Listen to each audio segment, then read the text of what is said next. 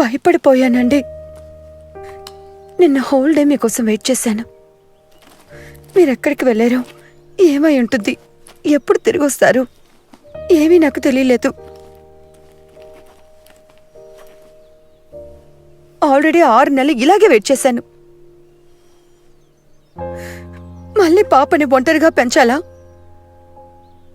నాన్నెక్కడని అడిగితే ఏం సమాధానం చెప్పను?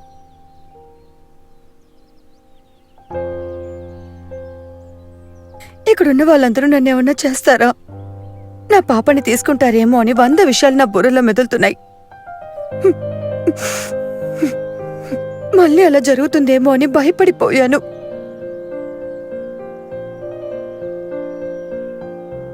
This is killing me inside Danny. దయచేసి నన్ను వదిలి ఎక్కడికి వెళ్ళకండి. జెనీ, నిన్ను వదిలి ఎక్కడికి వెళ్ళడం ఐ ప్రామిస్. ఇక మీదే నువ్వు కేర్ఫుల్గా ఉండాలి. ఎప్పుడైనా వాటర్ బ్రేక్ అవ్వచ్చు. సిమ్టమ్స్ అన్నీ గుర్తున్నాయి కదా? గుడ్. ఇక మీద ఏమైనా సరే నాతో చెప్పు. చెకప్కి వెళ్ళడం నుంచి, భోజనం తినిపించి నీకు వంటలు ఇవ్వడం నుంచి అన్ని పనులు నేనే చేస్తాను. Okay? I wanna be next to you when you give birth.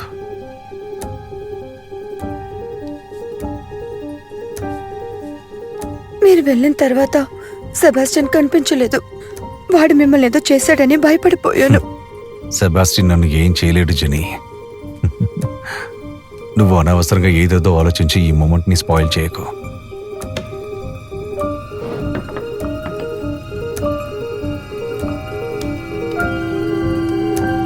Genie,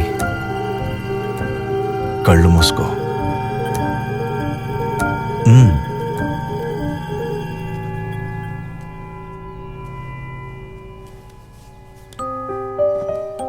కళ్ళు తెరిచి చూడు.